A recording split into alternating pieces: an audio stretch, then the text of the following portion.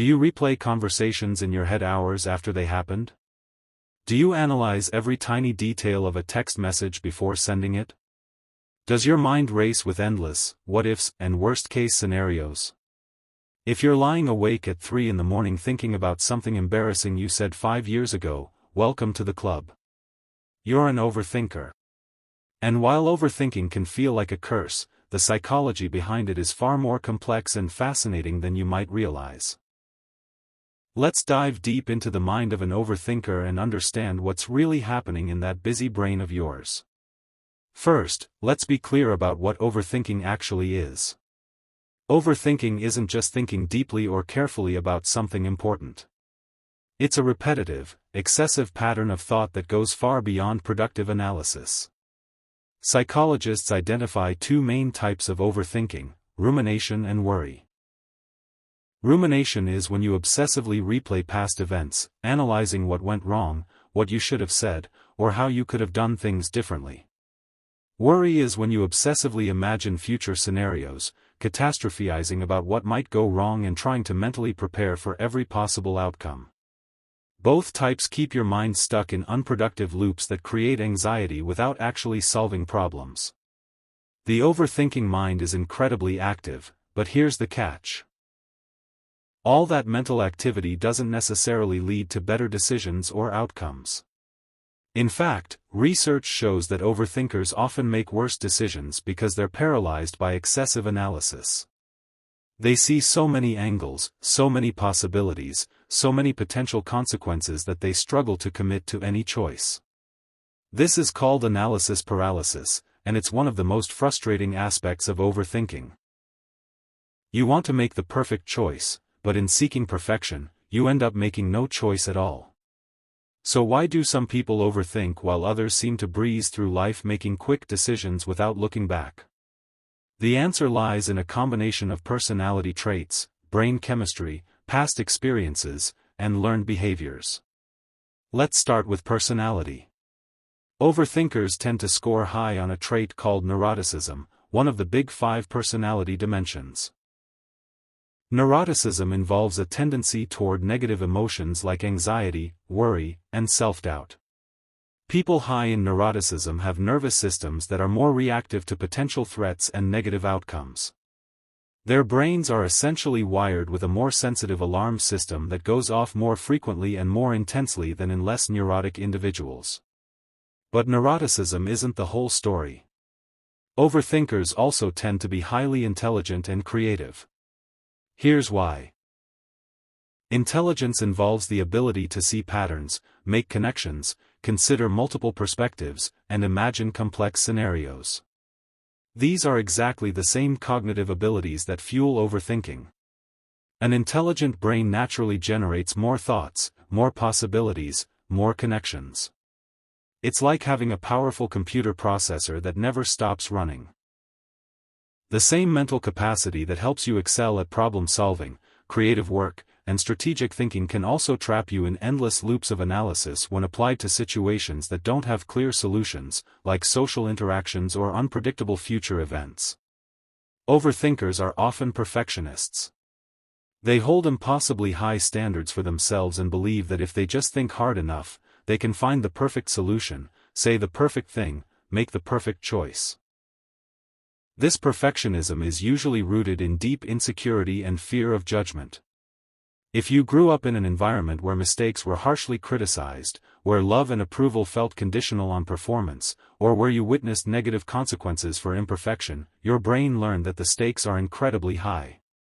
Overthinking becomes a protective strategy. If I analyze everything exhaustively, maybe I can avoid making mistakes and therefore avoid criticism, rejection, or failure. Anxiety disorders and overthinking are deeply interconnected. Generalized anxiety disorder, social anxiety disorder, obsessive-compulsive disorder, and post-traumatic stress disorder all feature overthinking as a core symptom. In these conditions, the brain's threat detection system is hyperactive. Normal situations get processed as potential dangers, triggering excessive mental analysis as the brain tries to identify and neutralize threats.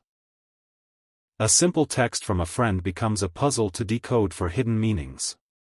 A minor mistake at work becomes evidence of incompetence that must be analyzed from every angle. The brain is trying to protect you, but it's working overtime on threats that often don't actually exist. There's also a neurochemical component to overthinking. Research suggests that overthinkers may have imbalances in neurotransmitters like serotonin and GABA, which help regulate mood and calm nervous system activity. Lower levels of these calming neurotransmitters mean the brain has difficulty shutting down worry cycles. It's like having a car with faulty brakes. Once your thoughts start rolling, they're much harder to stop. This biological component explains why some people can simply stop worrying when they choose to, while overthinkers find this advice frustratingly impossible to follow. It's not a matter of willpower or choice, it's a matter of brain chemistry. Overthinking serves some genuine psychological functions, even if they're ultimately counterproductive. When you overthink, you're attempting to gain a sense of control over uncertainty. Life is inherently unpredictable. Bad things can happen. People can reject you. You can make mistakes with serious consequences. Overthinking creates an illusion of control. If I think through every possibility, I can somehow prevent bad outcomes or at least won't be caught off guard. Of course, this doesn't actually work.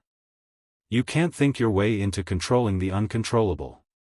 But the brief sense of doing something about your worries provides temporary emotional relief, which reinforces the overthinking habit. Overthinkers are often highly empathetic and socially aware. They're constantly reading social cues, considering other people's feelings and reactions, trying to predict how their words and actions will affect others.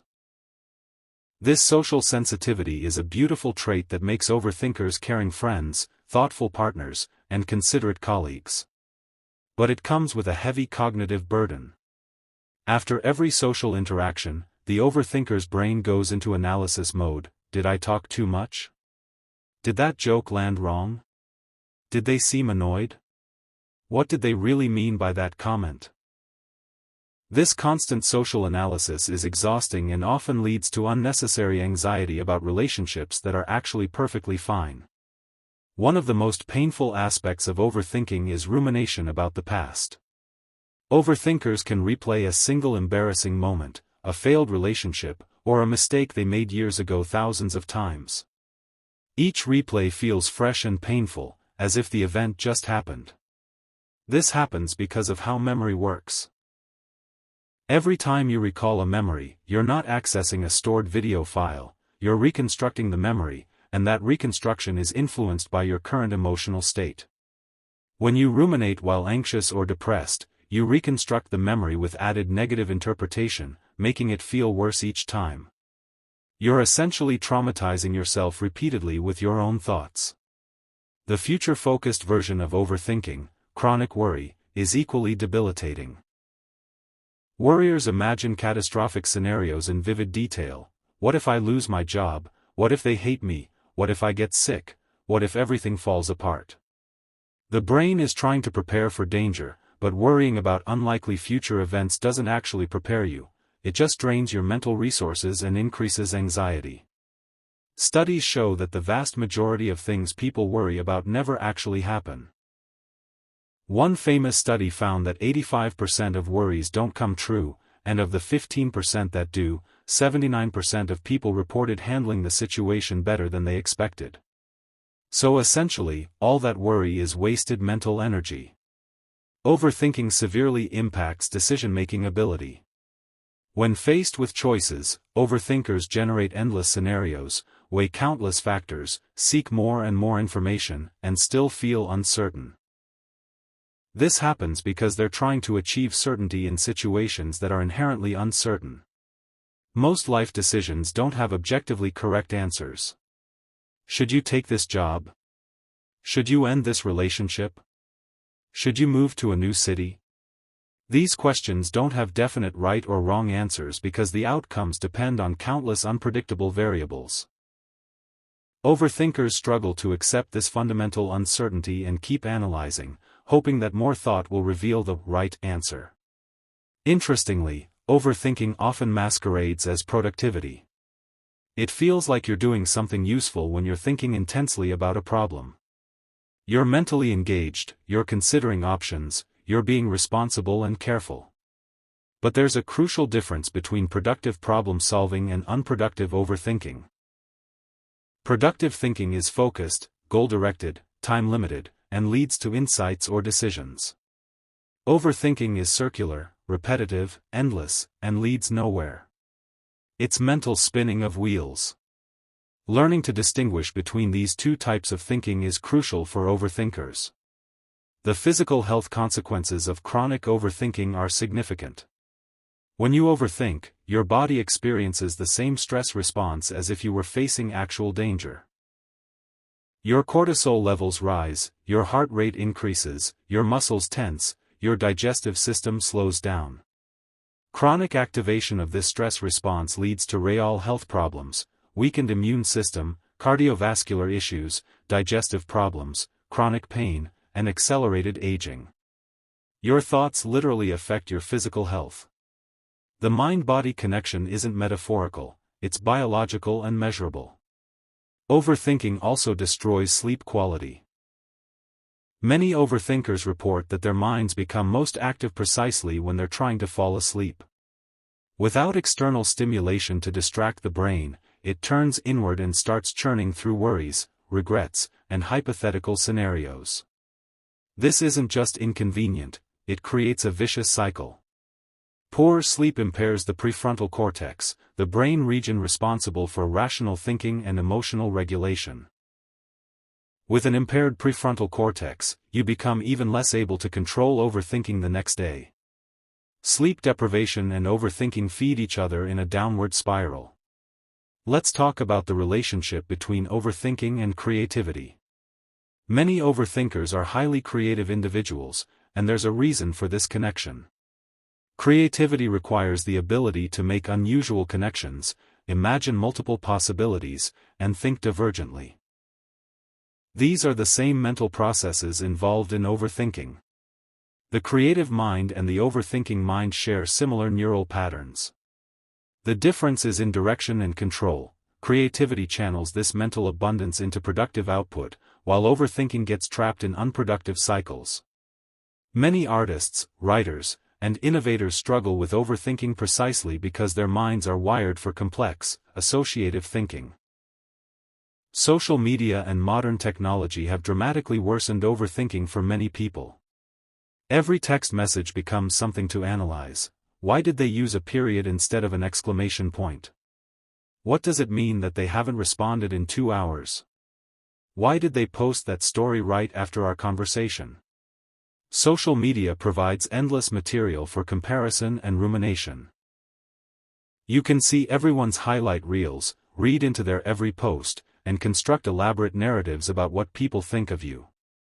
Technology also interrupts natural thought processes constantly, preventing the mind from settling into calm states and instead keeping it in a state of perpetual stimulation and reaction.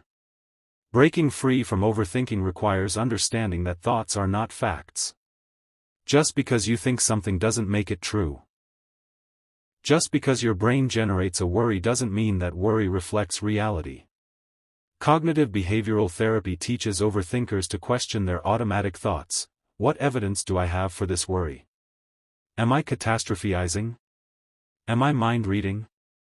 Am I focusing on the negative while ignoring the positive? These questions help create distance from thoughts and reduce their power. Mindfulness practices are incredibly helpful for overthinkers.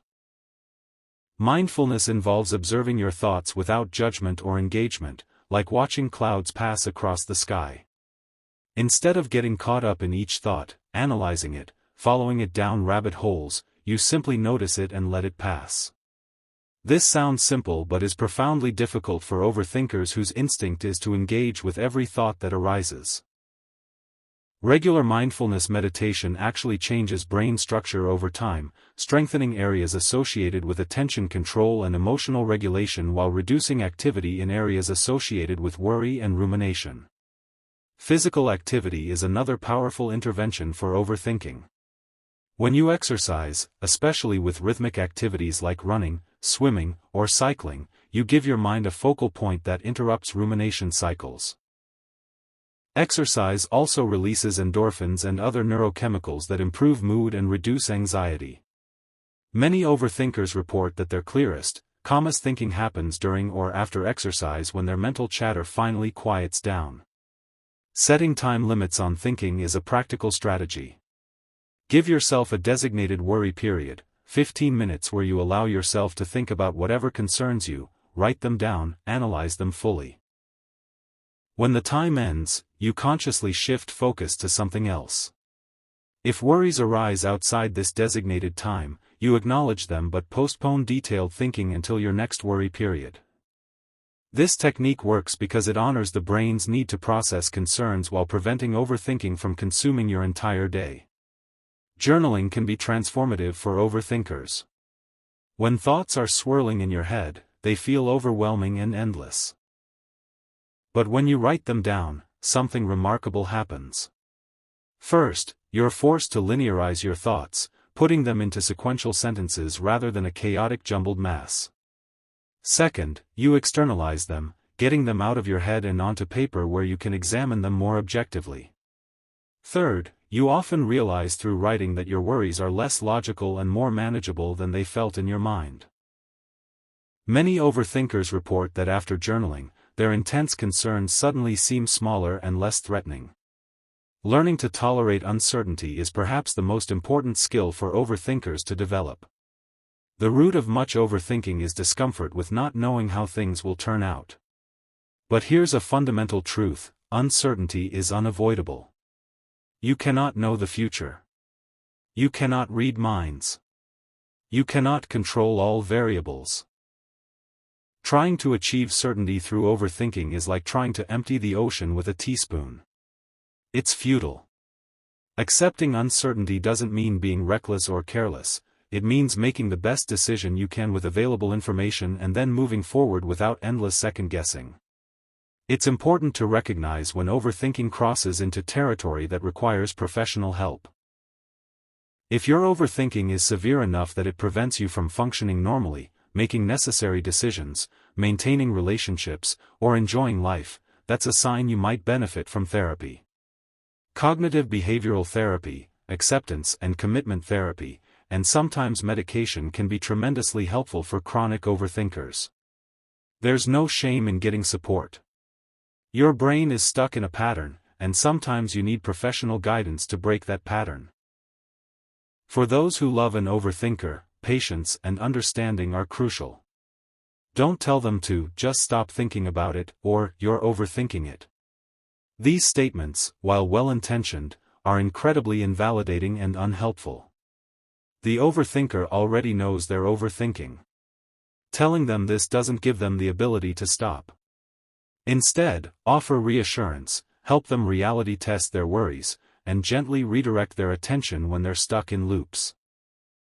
Sometimes just having someone say, "I understand this feels overwhelming, but we can handle this together," makes an enormous difference. One surprising benefit of overthinking is that overthinkers often make excellent crisis managers. Because they've already mentally rehearsed hundreds of worst-case scenarios, when actual problems arise, they're often remarkably calm and prepared. They've already thought through contingencies and backup plans. While everyone else is panicking about an unexpected situation, the overthinker is thinking, "Oh, I've already mentally prepared for exactly this scenario." Their constant preparation, while exhausting in daily life, can be genuinely valuable in actual emergencies. Overthinkers also tend to be deeply thoughtful and considerate people. Because they think so carefully about their words and actions, they rarely hurt people carelessly. They remember important details about others' lives. They anticipate needs and potential problems. They're reliable and conscientious. These qualities make them wonderful friends, partners, and colleagues.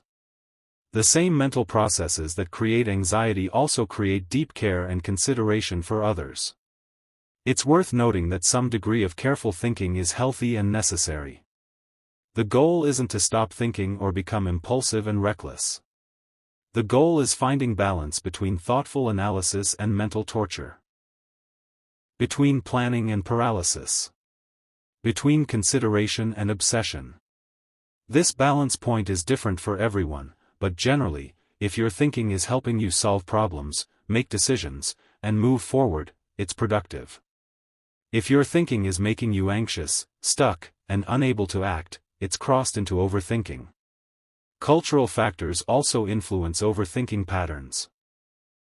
Individualistic cultures that emphasize personal responsibility and self-determination can increase overthinking because every outcome feels like it rests entirely on your shoulders. Collectivist cultures that emphasize community and shared responsibility may buffer against some forms of overthinking. Additionally, cultures with different attitudes toward time, success, and social harmony create different contexts for what gets overthought and how much distress it causes. The digital age has created new forms of overthinking. Text message analysis has become an epidemic among overthinkers. Someone takes 3 hours to respond, they used different punctuation than usual, they didn't include their